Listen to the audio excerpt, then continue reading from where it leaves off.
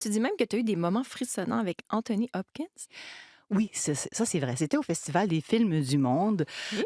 Anthony Hopkins venait, il y avait Le silence des agneaux qui Mmh. venait de paraître et je faisais une entrevue dans sa chambre d'hôtel. D'ailleurs, c'est sa femme qui nous ouvrait. Vous savez, on se succède Oui, souvent pour faire mais des c'est quand même entrevues assez rassurant que ce courtes. soit sa femme Oui, qui oui, c'est t'accueille sa dans la femme qui chambre d'hôtel. m'accueille dans sa chambre d'hôtel. La même journée, j'avais fait Sydney-Poitiers. Alors, c'est très drôle de dire, je viens de faire Sydney et je viens de faire Anthony dans leur chambre Mmh. d'hôtel. Un petit C'était comme mardi. ça se disait bien.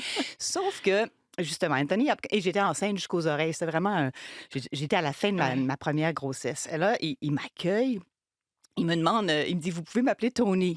Je dis, ah, je pense pas, non.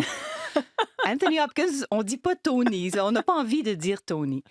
Et dans l'entretien, tout d'abord, il me demande à un moment donné d'arrêter parce qu'il trouvait que je ressemblais trop à Jodie Foster, avec qui il venait Mais de travailler. je le vois On me disait complètement. toujours ça à l'époque, que je ressemblais à Absolument. Jodie Foster.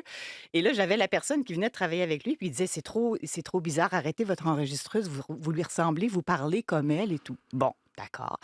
Alors, on passe cette première étape. Et la deuxième étape, je lui demande, bon, ce personnage d'Hannibal Lecter, comment est-ce que vous l'avez trouvé? Et là, il me fixe dans les yeux, là. Il plonge son regard dans le mien. Il dit, et ça se passe en anglais, It started with the voice. Et là, il descend sa voix.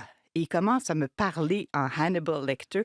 J'en parle encore maintenant, j'ai des frissons partout.